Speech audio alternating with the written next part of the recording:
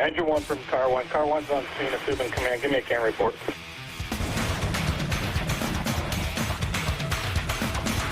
Hey everybody, this is Mike Goldstein, Stickers of the C.A.N report. Nozzle Tov, everybody.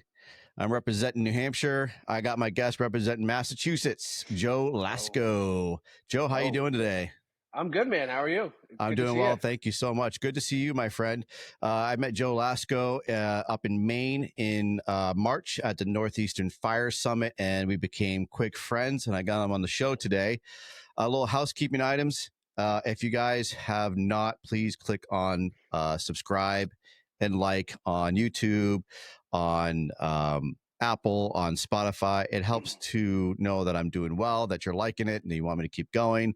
So please do that. I really do appreciate that. So we'll get into it. Joe Lasko, he's from Massachusetts. Also, I want to apologize real quick for both of us. It is now full-blown spring, almost summer in New Hampshire and New England. So that means it stopped raining for the 2 weeks. And so everything's in bloom, and I am sniffing and I am coughing, and so is Joe. So please bear with us as you hear us sniffling throughout this whole podcast. So I'm going to get into Joe's bio real quick. Joe lives in Massachusetts. He works for Whitman Fire Department as a firefighter paramedic. He's also on the Plymouth County Tech Rescue Team. He has associates in fire science. And he also has a girlfriend, but no kids. And that's pretty much Joe Lasko's bio. Short and sweet. I love it. Joe, thank you so much, man. I appreciate you. Oh, thanks for having me, man. I'm happy to be on. I didn't think I would be on a podcast, but here we are at the Fools event, and here we are. We're talking. Yeah, man, I love it. Yeah, you had so much energy. You and your friend there, Pat, from Massachusetts, and yeah, it was cool to meet you guys. You guys were like just amped up to be there. It was a good weekend for sure at the Northeastern Fire Summit that was put on by the New England Fools. That is why I'm representing, because that's where we met, right? So I have to represent. So, Joe, did I miss anything in your background? That what you gave me was very short and to the point. Is there anything else you wanted to give there? No, that was perfect, man. I appreciate it. Like I said, I appreciate you having me on. That was a good, kind of a short and sweet bio, but it got to the point, so that's all that matters. Cool, man. Yeah, dude. Yeah, so I growing up in Massachusetts definitely was. It's good. It's good and bad at the same time. I always kind of think, do I want to move up to New Hampshire? Do I want to move up to Maine? Like as I was younger, and then, here I am, I got a full-time job in Mass, which it's great. I can't complain. Yeah. But it's nice to take those trips up north every once in a while, Absolutely. Yeah. I do the same thing. Like I love to get down to Massachusetts. And both states are fantastic, really. We have the best of both worlds. We got the ocean, we got lakes, we got it all. Absolutely. So, Joe, so we met at the Northeastern Fire Summit. We'll touch on that real quick. What did you get out of the Northeastern Fire Summit? What were you looking to get out of it? So this was my second year doing it. The Fools themselves, the New England Fools, any type of, Fools event is always great. I'm a big advocate of people getting more involved with it. Everyone's like, oh, I don't want to do that. I don't want to go up. I don't want to drive up north. I don't want to drive out west, But it's just one of those things where I wouldn't have met you if, I didn't do an event like that. But, that Maine event is always awesome. There's always great speakers. I've never went there and seen a bad speaker. They're always awesome, no matter what it is. But I kind of just do it just because I want to meet new people, but I also just want to learn new aspects of the job. I feel like every department is so different. So just, kind of seeing different states, different departments, smaller departments, bigger departments, being able to bring stuff back to my department kind of thing, is awesome. And I feel like it's a perfect opportunity to go do that. I'll continue to keep going to that stuff, because it's one of those things where I just, I learn the different aspects of the job. And I feel like the only way you can do that is to get out there and do it. Anybody can be a recliner rat and sit around and just kind of hang around and, try to be the best, but you got to get out there. You got to meet new people. Yeah. You got to get out of your area code for sure. You got to, absolutely. It's networking, it's education from outside people that you never really wouldn't be able to see or hear from. Oh, absolutely. I enjoy that as well. I have that same passion of wanting to get out and learn from other people, meeting new people. that was my first time going to Northeastern Fire Summit, and the presenters there were fantastic. Awesome. It's cool because it's a small but important venue, and it's Very. the way that the way that Rusty does it, everybody is all inclusive, right? There is no Yep. special green room, there is no special that the presenters don't get to actually mingle with the common folk, right? Like we're all Yeah. together and having meals together, and as soon as the presenters are done, they're just literally sitting down next to us watching the Hanging next out. one. Yeah, Yep. just hanging out. And I did thoroughly enjoy how close knit it was. It really felt like that brotherhood and sisterhood that Absolutely. sometimes you miss in the bigger venues. So I do like what they bring to that. Yep.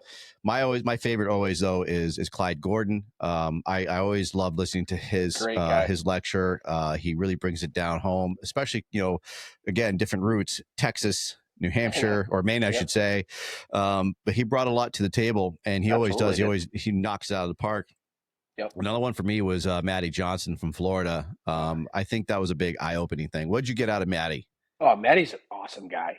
And just meeting him, like you said, after and just talking to him, he's just such a down to earth guy. Just one of those guys that you meet and you like, he would do anything to help you. You know what I mean? But his story was so eye opening. Especially like just coming from, just the past that I kind of had and just listening to him. Really opened up my eyes even more. He was just one of those speakers that like once he started talking, you were locked in. Yeah. You didn't want to take a break. You didn't want to go to the bathroom. You didn't want to do any of that stuff. You just wanted to listen to the dude talk, Yeah. And he taught me just some really important things of just, the aspect of the job and just coming from Florida and Mass, like you said, it's different states, different people. It's just kind of a different aspect, but at the end of the day, we kind of like we're relatable, talking to him, and he's a great dude. And that's the type of stuff like you said, it's a smaller event, and that's the type of people you meet, Yeah. like you said, the bigger events they're awesome and you learn a lot, but it's like being able to talk to that person after. I feel like that's where you learn the most about the person, Yeah, you don't have to stand in line really to and have a number in your hand and wait to to hopefully get a photo op. And again, the bigger venues, I don't blame them. I'm not faulting them. It's huge. They have a lot of people that that's why they have those big events. But it's nice to be able to have a smaller venue that we can have that intimate atmosphere and be able to actually have a good conversation. And honestly, it was really cool. Where I got a lot about it too was the table I was at. Like there was a gentleman there, forgot what community he's from, but he was asking me great questions just about how he can make his job better and what he like the trainings I go to. He was asking me what I learned from so he could bring it to his department. So people were just learning from everybody around those tables, and not just even the presenters, but it's literally just your brothers and sisters at the tables. Hey, what do you do for this department? What do you do for that department? How do you train for this? How do you train for that? So we all got something out of that weekend with the brotherhood, the sisterhood, the networking, and then the presenters that really gave some top-notch education to all of us. Absolutely. So, Joe, tell us how you got into the fire service. What is a bit about your background? Because you're not a generational firefighter. No, no one in my family was firefighter. Yeah, and I'm the same way. I married into it per se. My father-in-law and his father were both firefighters, so I got kind of married into it. So I'm kind of like you, though. I came in not knowing what the world was. I heard about it, but I never did. So how did you get into the fire service? Yeah. So just another point on that too is for anybody out there listening, you can still be a firefighter if your father, your mother, your uncle. You can still get into the fire service, like me and you, we had no one in the background, you can always pursue that dream that you want to do, even if your family's not part of the job, but yeah, so I grew up in a small South Shore town, South Shore, Massachusetts, ocean community, town called Marshfield, great town. It was awesome growing up there. The only downside was it was considered a richer town. So everyone say, oh man, like you're a Marshfield kid, you're a rich kid. I'm like, my parents were like the most blue collar people you could meet. My dad was a lineman for Verizon. He climbed phone poles, and my mom worked in the offices for Verizon. You know, they were hardworking people. My dad would work overnights. He would call it the graveyard shift. My mom would work 4 to midnights, just, you know, busting their ass just to kind of support my family. So yeah, it was great growing up in a smaller, you know, beach community. As I got older, went through high school in that town, learned a lot. I kind of always growing up, not kind of, I did. Growing up, I wanted to be a firefighter. That was the thing. Like I would, and it sounds cliche because I feel like every firefighter says this, but like I would beg my parents to take me by the firehouse when I was a kid. I'd be like, Mm. we have to drive by the station. Like I just have to see the trucks hanging out up there. You know what I mean? And, you know, I would chase fire trucks down the street when I was in my diapers. My parents wouldn't have any idea where I was, you know, and next thing you know, the engine's down the street and I'm sitting next to it, you know. So I always wanted to be a firefighter. You know, it was kind of up and down getting there. I graduated high school and, you know, it was kind of a big, you know, big thing in life. Graduating high school is like everyone's so scared of it, but I was like, oh, I'm ready to move on and get on with my life. You know what I mean? Hmm. Great high school, but I just wanted to like move on to succeed in my career, whatever that was going to be at that time. um, so I actually, right when I graduated, I went and got my associates in fire science, just because I thought that would be like the best thing, you know, to kind of step into it. You know, do I want to do this? Do I not want to do this? And I got my associates through a small community college, which was the best thing I ever Hmm. did. Not knocking, you know, big schools, but it was perfect for my career. And that was it was a degree where everyone in the class was already a firefighter. I think I was one of the only guys or girl that wasn't a firefighter. Hmm. Um, so I learned a lot getting my associates in fire science. It was a 2 year program. So I did that right when I got out of high school, and I fell in love with it. You know, it's funny, like you can listen to an English lecture or anything like that, but once you get like into like the meat and potatoes of the firefighting, like building construction and fire investigation, I was just like locked. I was so involved in it. Um, so I did that, and then I ended up that college ended up having an EMT program. You know, because growing up around where I was in a smaller community, everyone said you're not going to be a firefighter unless you're a medic or an EMT. Hmm. There's no way, no how. There is ways around it now, so that's another thing. If you're listening, don't think that you have to be a paramedic to get on a fire service. You know what I mean, or an EMT. There is ways around it, but I went to EMT school. I also fell in love with that. You know, did that while going through school, getting my associate's degree. During that time, I was learning so much, but my dad he was really sick, so that made it 10 times harder. Everyone knows like going to EMT school and working a job, and it's not easy. You know, Yeah. it's definitely not easy. You're going to night school, you're doing whatever you got to do, but like you know, when a family member is sick and you're trying to get through it, and my dad was my best friend, so it's one of those things that just made it 10 times harder. I come from a you know a great family. My mom and dad were very supportive. My sister, you know, they were nothing but supportive for me. So going through that, my dad was he was starting to get really sick. He got diagnosed with liver cancer. My dad, it's funny. My dad was always, I feel like all us guys are so stubborn. Like he would go to the doctors and you would know he would talk to his doctor about certain things, but he would come back home and you'd say, Dad, what was going on? And he would be like, oh, nothing. Everything went great. Everything looks good. And it's just like, you know, in the back of your head, you're just like, damn, like, Yeah. are you really telling the truth or what? Um, so yeah, so my dad got really sick during that time, and it kind of was like, oh man, like I don't know if I want to do this anymore. I don't know if I want to go through with this, you know. Because when your parent is sick or any loved one, it's like you think it's the end of the world. You're like, oh Yeah. man, like I just got to stop life and just like help them out. So when he was getting really sick, he ended up going to a local hospital. You know, long story short, he had a seizure and it was getting bad, and he ended up getting flown to Boston from a smaller community hospital. We have multiple, you know, medical helicopters, but it so happened to be Boston Med Flight flew him from a smaller community hospital up to Boston. Um, and he was up in Boston for a decent amount of time, I'd say weeks. And that was what really opened my eyes to like, was like, all right, lock in, Joe. Like, this is what you want to do. don't let, this, wreck your life. And my dad was always one of those guys, like, you just keep going, man. Like, just do it. This is what you want to do. You got to do it. Don't let me stop you. And like my mom and my sister, they were all very supportive.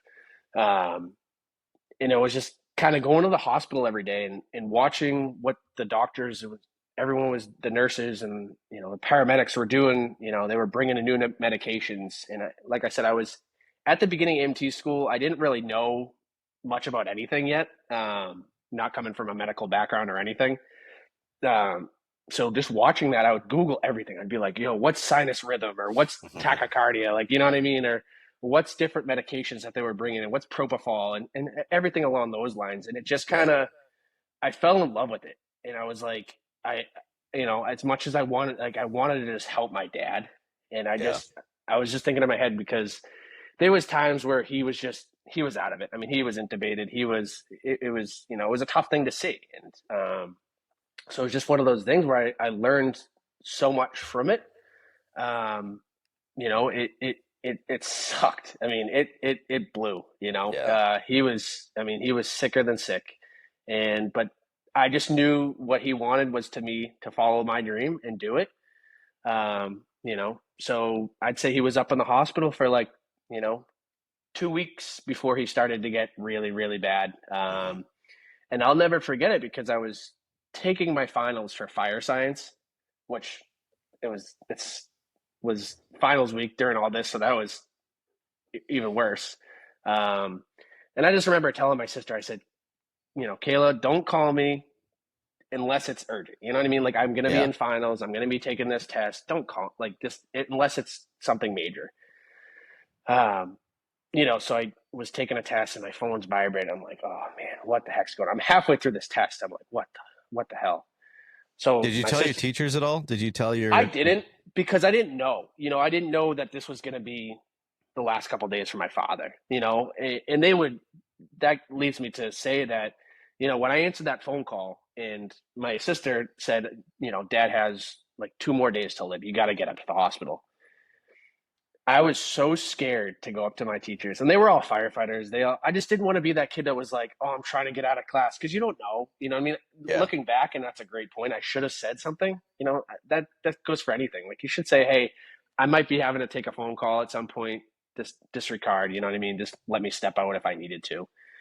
But going to tell my teachers that, and like, my lip was like quivering, and I'm just like, my dad's sick. I can't. And they were like, it just shows you like how supportive the fire service is. They were like, oh, like, family comes first, man. Like, don't worry about it. Like, get up there, go see your family. You can take finals, months from now. We don't care. You can come in.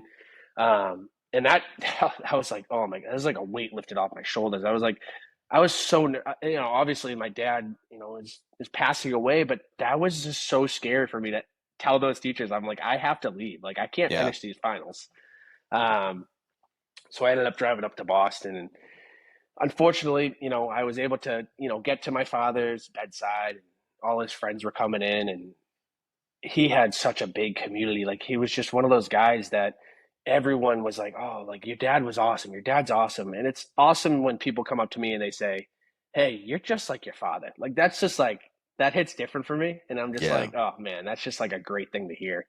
But yeah, I got up there, and unfortunately those 2 days passed, and he did pass away, and I was right by his side. But at the end of the day, like, something came over me, like, when he got really sick. And I just say it to this day. Like, I don't know if he put something in me or put something in the water, but that just opened up my eyes, like, to really, I was like, I'm locking in. I'm going to go be, after EMT school, I'm going to go become a paramedic. I'm going to go become a firefighter.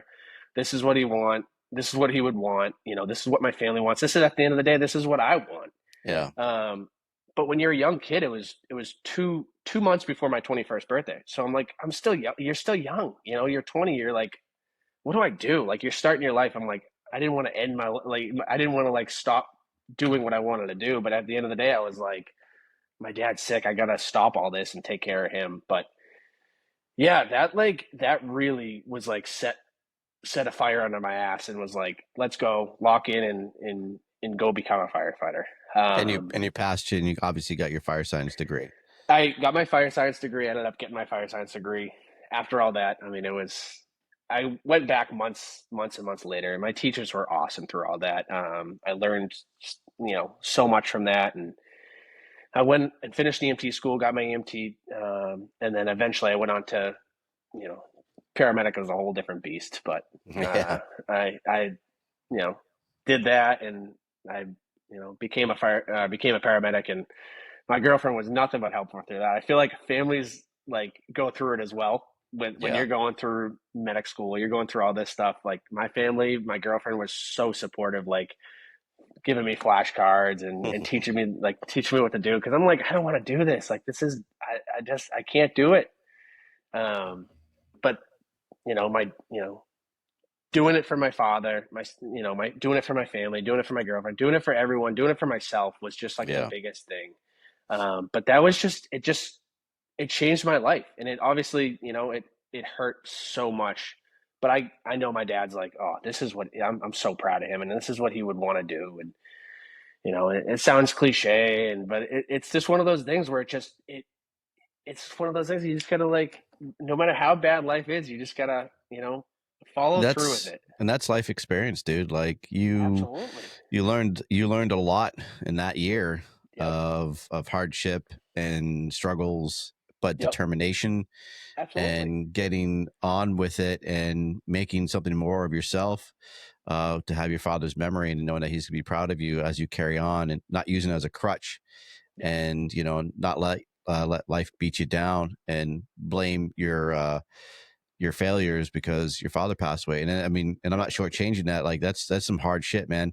Yeah. And No, absolutely. I've never had to go through that, and I can't even imagine. But the fact that you came out a better person on the other side, and that just shows a determination and dedication you have for you, for your family, and to succeed. So that means that you're going to just keep on thriving. Going. Yeah. Yeah, man, you're going to make something really good of yourself, and that's really Yeah. cool. Plus, honestly, and life experience carries a lot of weight.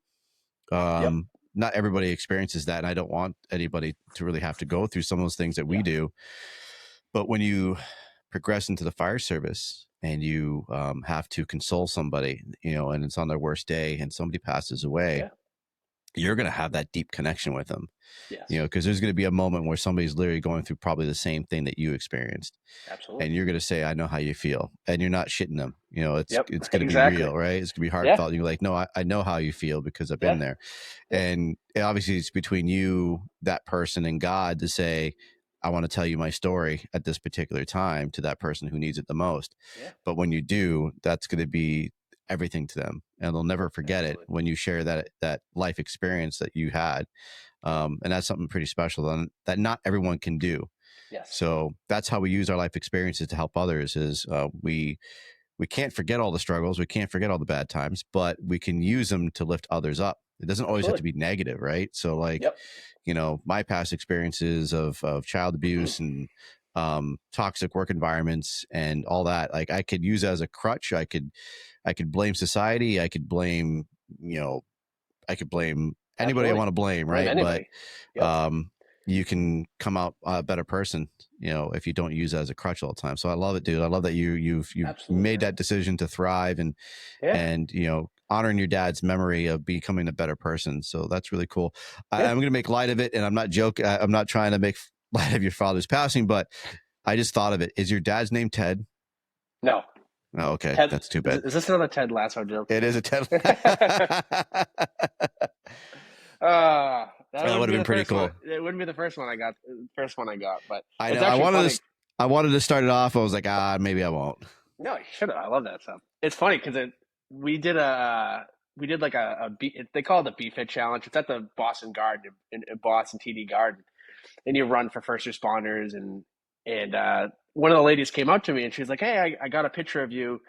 What's your name?" And I said, "Oh, it's Joe Lasko." And she goes, I spelt it out for her. I broke it down for her pretty slowly.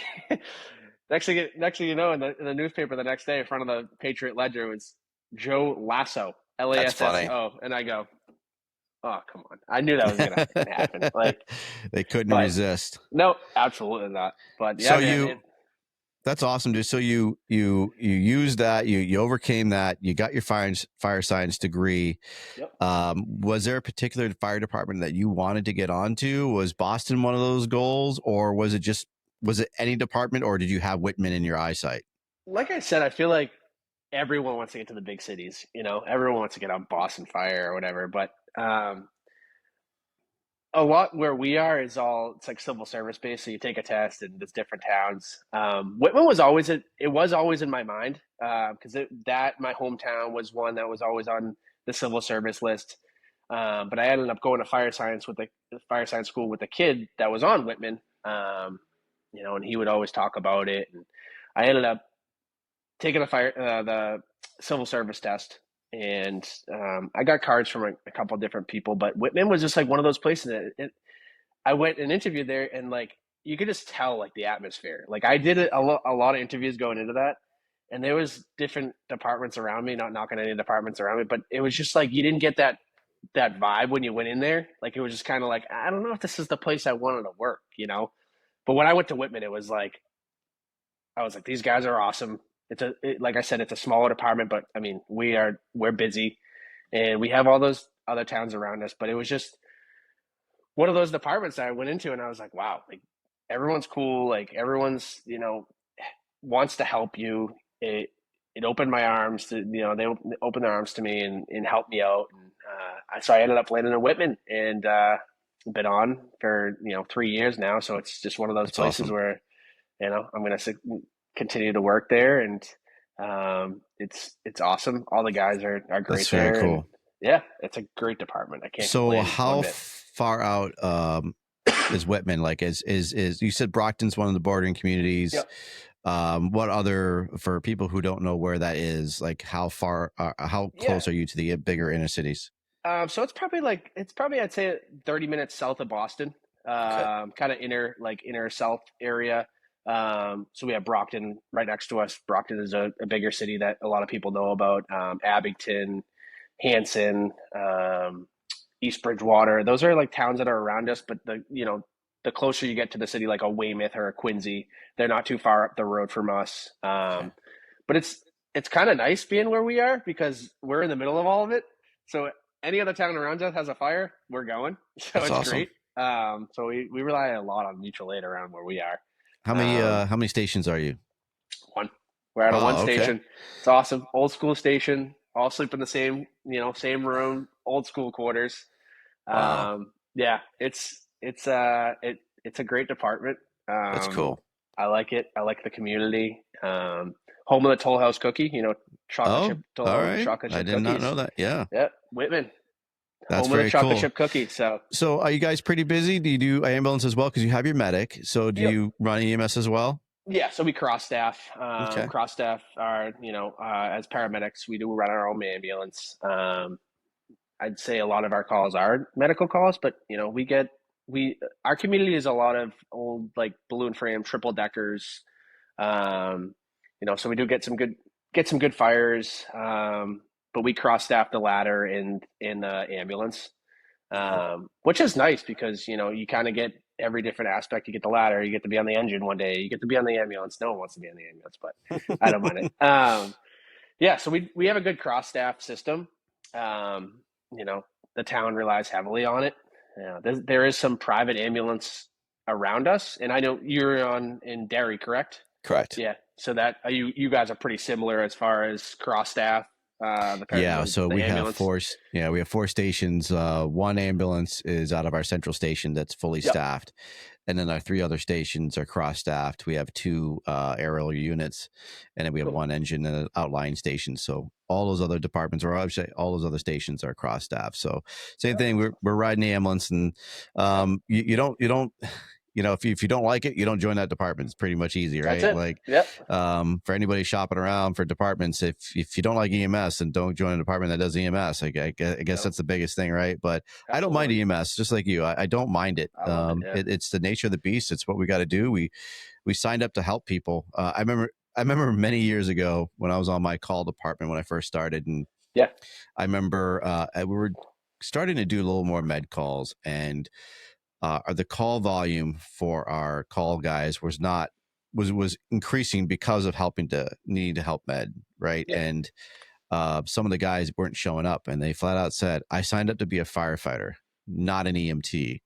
And I always thought that was really interesting, is because my reply back to them was, "Well, didn't we just sign up to help people? Like, whether you're an EMT or a firefighter, like it's kind of the All the same. same. We signed up to help people. We Yep. took an oath and we swore that we were going to be there for people. And Yeah.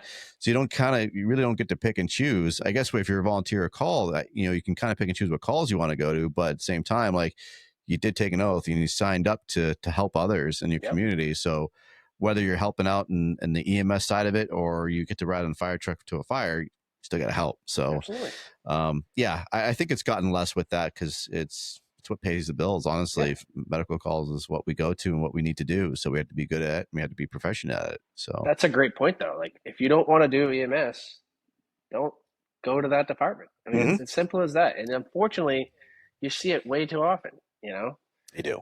These kids get through the academy and they're just like, oh, I got through the academy. I don't have to ride the ambulance, right? Well, it's like, we got to cross-staff everything. It's like you said, we're here to serve the community no matter what we're doing, whether it's a crash or an EMS call, So it's just in your time, so you've been on for 3 years. Yep.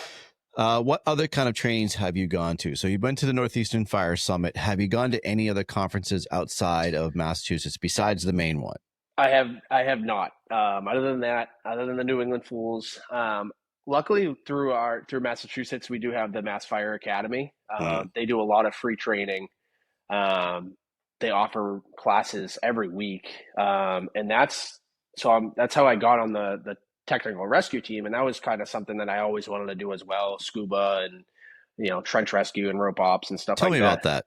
Yeah, so I'm on the Plymouth County Tech team, so it's all the South Shore towns is combined of a technical rescue team.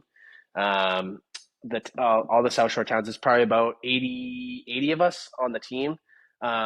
So anything from rope operations to high angle rescues to trench operations to scuba, to search and rescue on scuba. That team is combined of a bunch of firefighters from around the area. If there ever is a tech rescue activation. Now we're getting more into all the USAR stuff. They're activating us up to Vermont and stuff for the flooding or whatever it is. So it's really expanding. But yeah, any type of major event in our area that a town that doesn't have like a heavy rescue or a special operations, we're responding. So I could be at the station one day and we can have, a dive activation, or we could have, a high angle rescue. We have those big windmills around now. People get stuck up in those. We just actually had a month or so ago was a gentleman got stuck up doing cutting down trees, but the saw came down and hit him in the arm, and he was stuck up there. That's something we couldn't get an aerial back there, couldn't get a ladder. So that's something that our team does is rope operations, but it's any type of technical or special operations call in our area.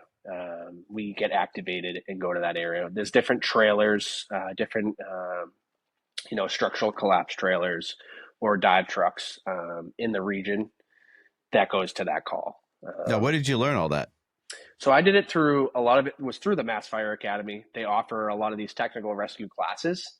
So I took a lot of the modular classes that they had.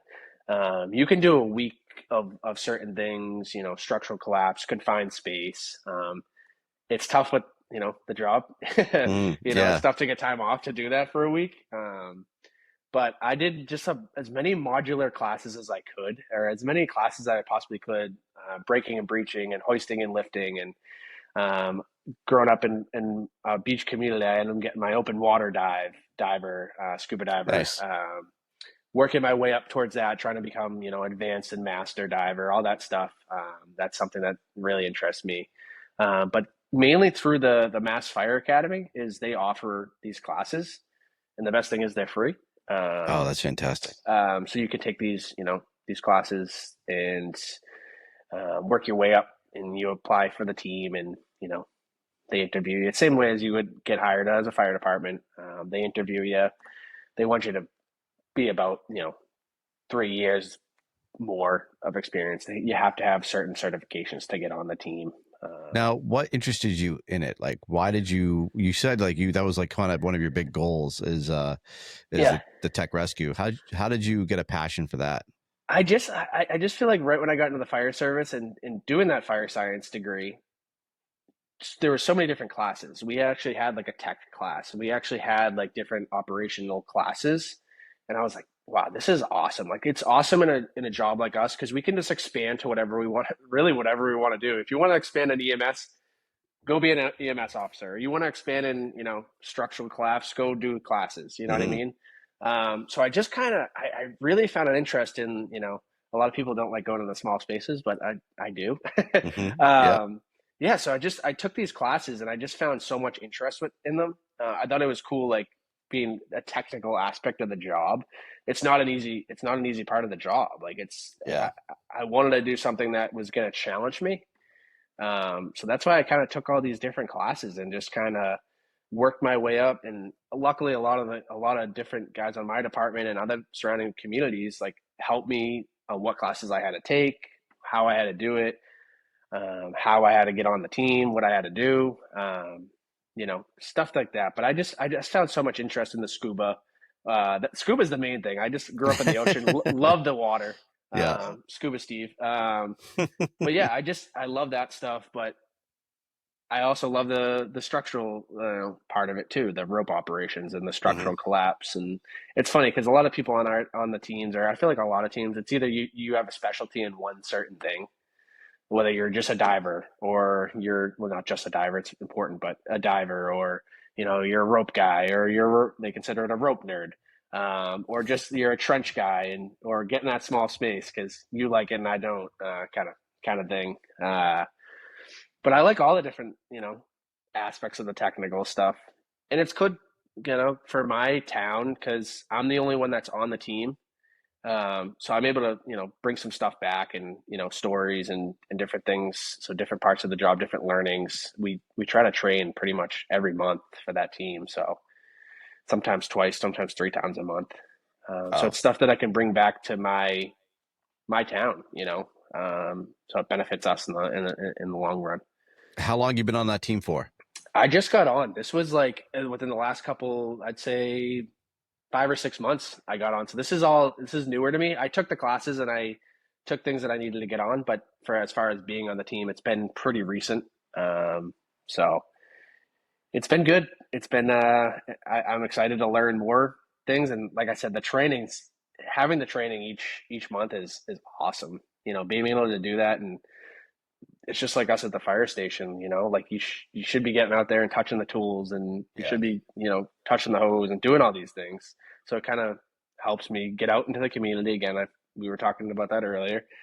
Being able to get out and learn different aspects of the job and meet different people, and And so no it's been good. deployments yet though on that team, right? You haven't been deployed yet. No, we haven't. We've had a couple activations, like that tree thing. No, as far as a lot of the um, USAR stuff, it's mainly more FEMA, like the Hmm. FEMA teams. But there is talks about how, with the wildfires coming, being expanding more, and the flash flooding and all that stuff, natural disaster stuff, they're going to start activating us to different states to help out. Yeah. But no, no major incidents. The big thing is us is horse rescues. So if a horse goes down in the mud, we're going on there and we're Do you picking them have up. a you have a lot of agriculture in your Yes. area or Yeah, there's a lot of yeah? farmland, a lot of animals, like farm animals. Um, there's a guy in my department that has a big farm himself. It's like this our area is full of old agricultural, Okay. like farmland. So that's a And big. so that area Yep. now, do you, because it's more farmland and are you, for your, say, your water districts, are you mainly hydrants or are you also dealing with water cisterns and dry hydrants, or do you have a strictly hydrants? We're all hydrants. Oh, nice. Luckily, Okay. where we are, luckily in our community, we have a very good water, water department. We have good flow of water, so we have hydrants in every part of our town. Um, Mainly, a lot of the people around us. There's some towns around us, like a town next to us, Hanson. There's some parts of that town. that don't have hydrants. Um, you get closer down to like maybe like Cape Cod.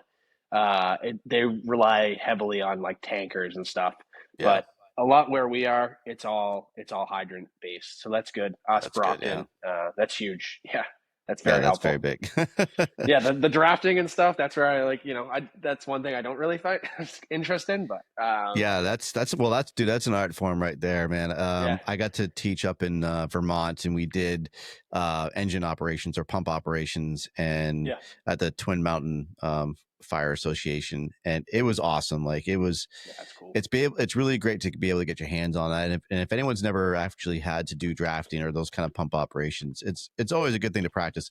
That is granted if you actually have that equipment on your apparatus, the hard suctions Absolutely. and things like that. But and it was great to be able to get those reps in again. And our department does pretty well with making sure that we are Yeah. fully trained and proficient in that, because man, there's nothing more embarrassing when you're trying to get water Nope. and you have to, You can't. and you have to make sure you're proficient at drafting, because it's pretty much an art form. And if Yeah, you can't it's do tough. it, people are going to say, yeah, it's very tough if you don't know what you're doing. So, yeah, it's a different world, not knowing how to do it. When you're mainly all hydrants, you're definitely fortunate that you don't have to deal Yeah, with some of no, those it issues for is. sure. And it's funny, like where we are, there's different towns around us that, like I was saying, like the town next to us and other towns don't have hydrants. It's like it's kind of weird how it's formed. Yeah. Um, there's like I said, closer to the Cape, there's towns that have not even one hydrant in town. Yeah. Not even 100. They rely, like I said, on tankers or drafting and a lot of those things. We do have a lot. I mean, up near you, obviously, there's a lot of woods, but we do have a lot of woods down near here too. I mean, Mm-hmm. like the wildfires and all that stuff are just expanding so much, and I feel like it's been down in New England. It's been windy like every single day. Yeah. For all these like class 4 and class 5 days, it's like some woods is gonna catch on fire today. You know what I mean? Yeah, the red flag danger days. Those are always a Oh lot yeah, of fun. yep. Yeah. So now, what do you do at your department? Since you're a one station department, Yep. how big are you guys? Like, what is it like? For your training events or training to make sure that everybody's up to speed, and what kind of atmosphere or morale do you guys have going on there? Yeah, so we do train a lot. We have a good training officer who, he's always getting us out there doing something, whether it's aerial training and learning on the ladders or throwing up ladders in the back of the building or, pumping. Every year we obviously test our hose, obviously. But we also just do, pump training pretty much, I'd like to say weekly. We're always Mm, getting out there, hooking up to a hydrant and doing something. A lot of it helps too. Right now, we have a high school intern, which is cool. So that he comes that's and awesome. he kind of hangs out with us, and we show him different aspects of the job. Is he Um, living with you guys? Is it like a living program? no, I wish it was. That would be cool. So he just comes during the week, Monday through Friday, kind of thing. So instead of going to his school, he'll come to the station, which Gotcha. it's awesome for him. Um, Yeah, so we do train a lot, and it's awesome too. Like that, we are a little bit of a smaller department that we're able to all know each other and we're able to train together.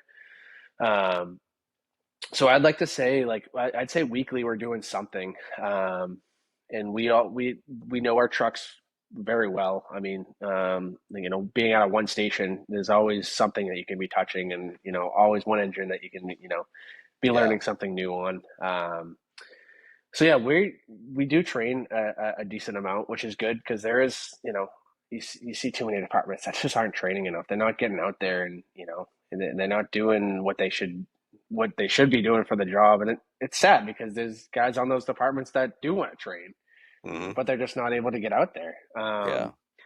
But we're starting to have a younger department now too. So a lot of these guys are, they want to learn and they want to train, which is huge. But there's still guys on my department that are they're older and they know a lot of things, and you can ask them, you can pick their brain about anything, and they'll be able to tell you.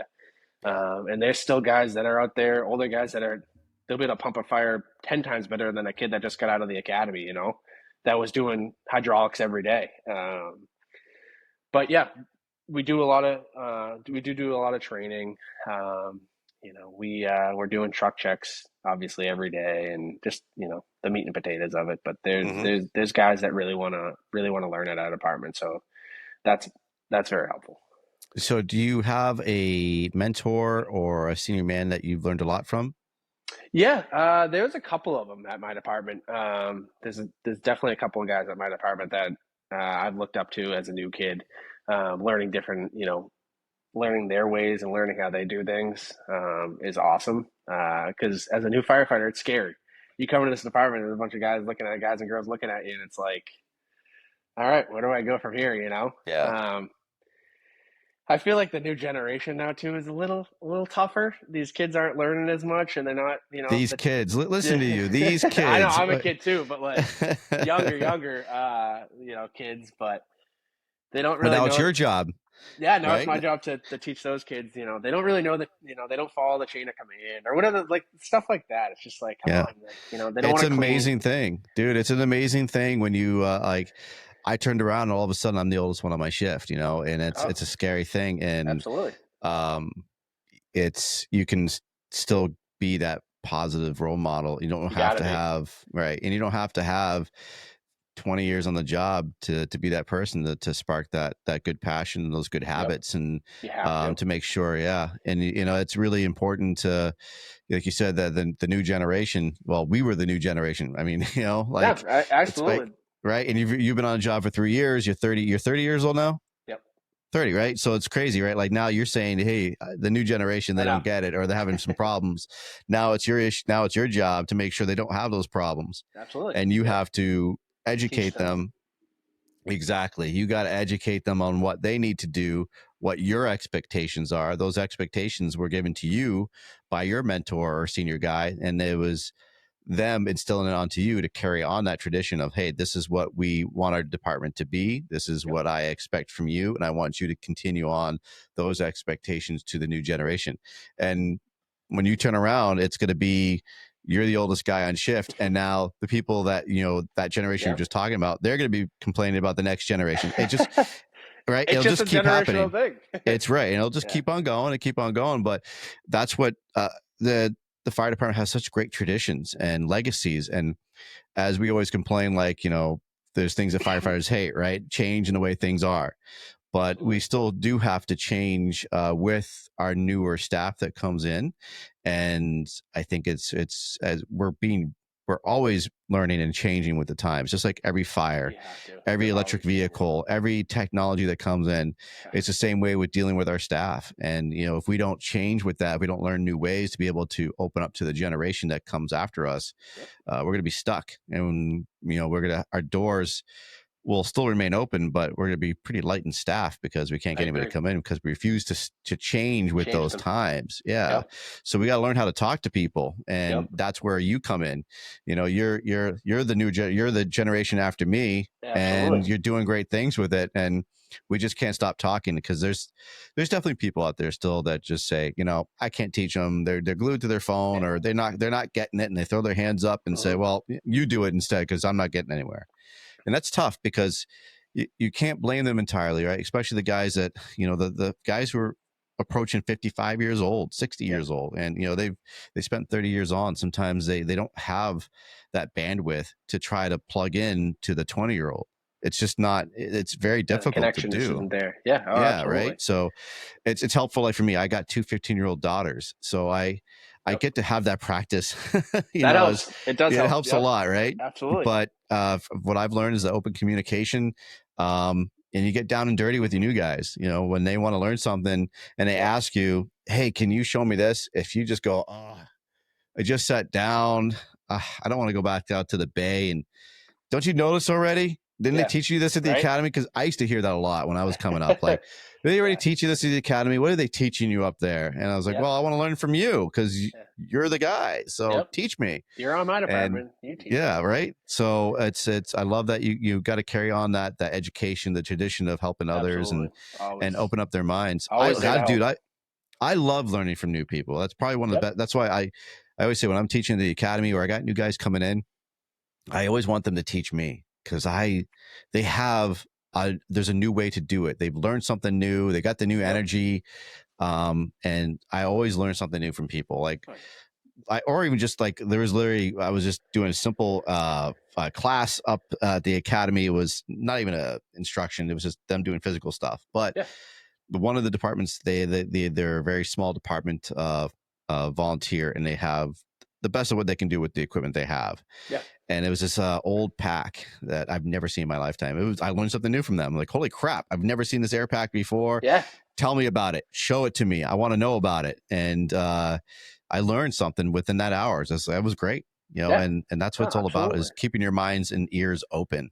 Teaching, I feel like when you teach, you learn more. Like like you said, like when you're teaching someone or you're teaching a younger kid, I feel like I'm like, oh, you know what? I actually kind of forgot about that. Now I'm glad I'm teaching you on how to do it, because now we both are getting taught. Or they ask a really good question. Yep. That's the toughest part too, is that as you're trying to instruct or just teaching the new person that came in your department and they ask you a question and you honestly don't know the answer, you can't bullshit them. You can't really give them a bullshit answer, because it'll come out in the wash, right? You can be like, I'll get back to you on that. Or, we'll look it up together. Let's go find out. That's a good one. Right? That's a good one. It's going to happen. Trust me, it'll happen. There'll be somebody who's going to come in and ask you, why do we do it this way? Or why is it like this? And you're not going to know the answer to it. So it's when you can say, learning experience for both of us. Yeah, man. Yep. And just go and find that answer together. You look through the records of your department, or, you go online and Google the history of something and like, hey, we just found out this answer together. Yeah. So, yeah, man. So, in your time in your department, what are some good things that you've learned from your mentors or senior guys? Be a better cook. Just kind of just like, be a hard worker. Just keep your eyes and ears open, just keep working hard. Be like you said, be that guy that people want to come to work and be like, and teach and do things that, kids are going to look up to you. And, cause I look up to these senior firefighters, and I want people to be able to look up to me. But just, there's different things like, certain, like this guy, an older guy dragged a hose differently than I would have, little stuff like that. Like, oh, pull a guy aside. Hey, Andy, why'd you do that? And they'll always be there to help you and teach you things. And it's just, I feel like just watching them and shadowing them, and like, even just hanging out at the station. What are they doing? What are guys up to? Just asking them, like, why'd you do this? Or why'd you do that? Why'd you pump a fire that way? Or why'd you throw a ladder that way? Or, why'd you put the stick to the roof over there and not over here? Kind of things like that. But we do have those older guys at our job that are willing to really teach us, which is awesome. It's very beneficial, because you hear about too many departments where they're not doing that. The old grumpy guy doesn't want to help you anymore. Everyone gets grumpy, but you get those officers that they're so overwhelmed with their paperwork and reports that they have to do that they're in the office and you don't see them for the bulk of the shift, and it's not really their fault. Like they are overwhelmed. They are swamped with, the reports they have to catch up on, or reviews they have to write, or whatever other tasks that have been thrown on top of them. And they want to be out in that bay. They want to do stuff with their guys, but they can't. So they rely upon us to make sure that we're teaching our men and women, the department's standards and training and being on top of it. But you do get some really good officers too, that they do try to break away and have that time. Oh yeah. And since the department I've joined, I've been really blessed and really fortunate to have really good officers that take the time to want to teach us. My last shift, my lieutenant, man, he's lived in the community for forever. I mean, he was, his father was on the police department for 50 plus years. He was the police chief, and then so this guy, he's been in the community for forever. He is the community for the most part, right? But super knowledgeable. He knows everything about that town, which is so helpful. And he street familiarization, the town history. Man, we had a lot of rain come through, and he taught me something I didn't know about. Like, I know there's drains on our highway, right? And we got called out for a water problem. The police were going to shut down part of this highway, or this really wasn't highway, but bypass. Yeah. And they were going to shut it down because there was so much water building up. The drain was clogged and the police couldn't find that drain. And we come right up and he goes, yeah, that drain's probably clogged. And that's where that old school mentality comes in of knowing your job and knowing how everything is and having those answers. And he says, yeah, the drain's right there. And we're like, well, how did you know the drain's there? He's like, see that line, that yellow hash mark that's on the Jersey barrier? That's where the drain's at. So just go ahead and take your pike pole and push it down. It will drain. And sure as shit, man. Simple thing like that.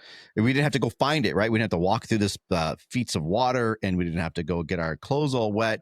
Yep. We just walked on top of the Jersey barrier, and there we were. Put the pike pole down. Boom. It was easy peasy, right? But awesome. He gave that education to us. I know there's a drain there, but I would have had to go plugging around trying to find it, right? And he's like, yeah, you don't have to, right? You don't have to hunt around to find it. There it is. I learned something incredibly new. It was really, really cool, and he didn't make you feel like an asshole because he didn't know that. He knew the answer, but he wanted to give it to us, and he didn't like. It wasn't a game of Clue, like who done it and try to go Come find on, let's it. see who can figure this out first. Yeah. So it's cool getting that knowledge that people love to give to others. So those are takeaways that I'll remember for the rest of my career. Like, oh, I know where the drain is. Because then some new kid who's going to be 18-year-old, fresh from the department, I'm going to say, yeah, the drain's right there at that yellow hash mark. And he's going to say, how do you know that? I'm going to say, because my lieutenant he told me that 10 years ago, and I'm telling you. Yeah, so my officer on my group he's awesome. My lieutenant is great, and a perfect example is we're going out to these buildings. We're going out to these, like, he's a firm believer of, like, we got to get out into the community and see these different buildings, because we do have a couple high-rise buildings in town. We do have a couple different ordinary construction buildings that he's like, we got to get out and look at these, or whether it's just a fire drill, going to the elementary schools or going up to the high school and doing a fire drill. He's always that guy that will walk us around and say, hey, this is where the fire alarm panel is, or this is where the standpipe system is, or stuff that there's guys that have been on for 30 years that have no idea where it is. Me being younger and being on for 3 years, it's like, all right, well, now I know where that is, and now I can step up and show different people, Exactly. But that's a big thing, is like getting out, like you said, getting out to the community and doing different things and seeing different ordinary, constructions and different type of construction there is, or different type of buildings there are, and different streets.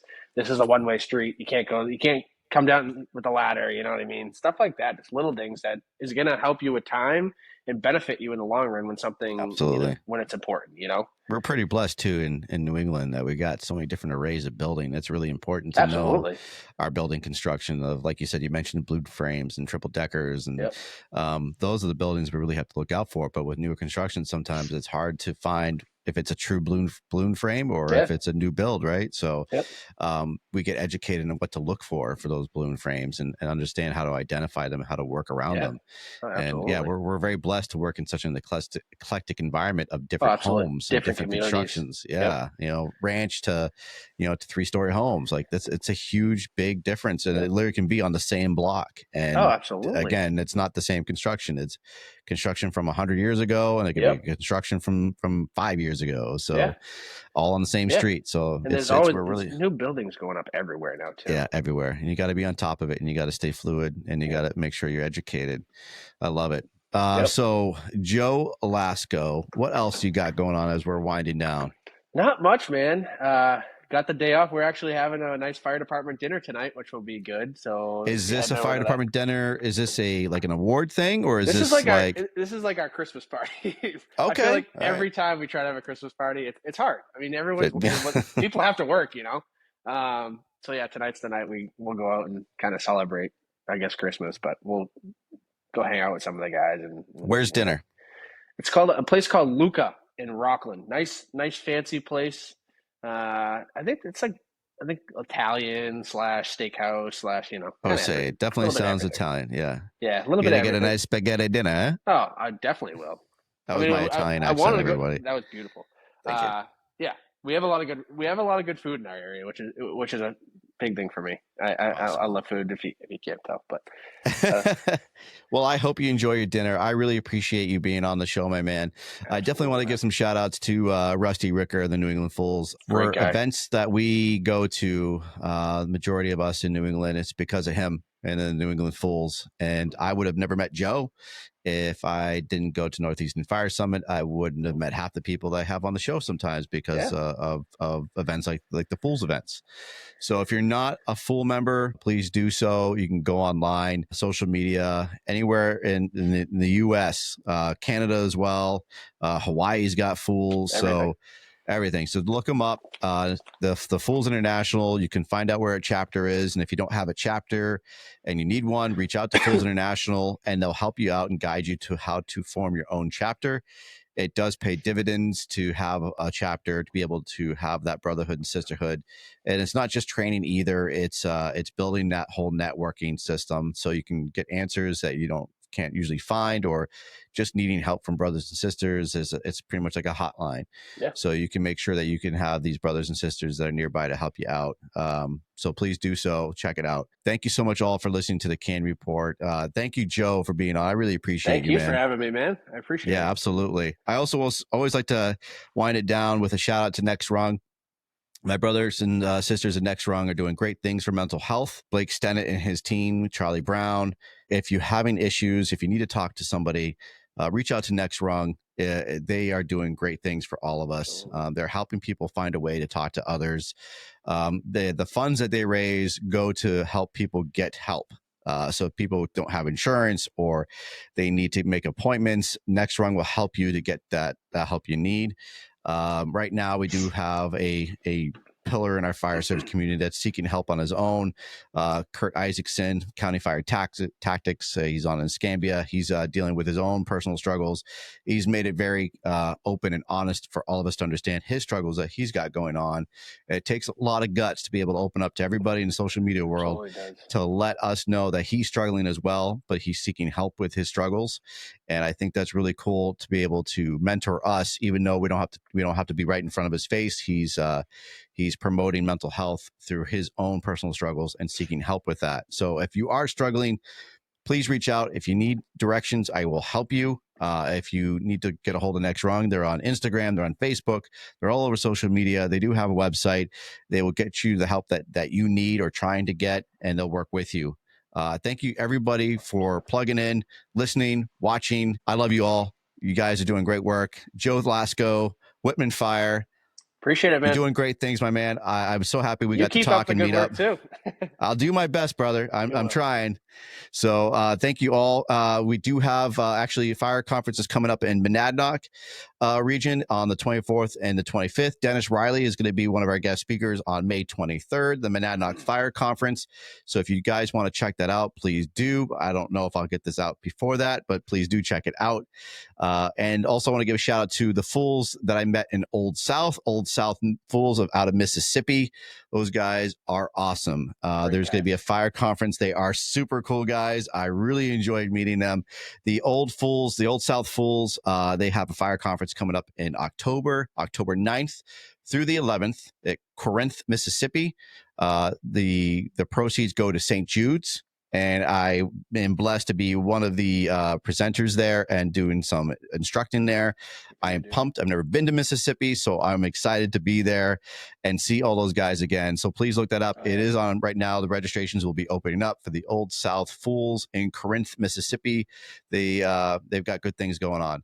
So thank you all for tuning in, and also Nozzle Tov.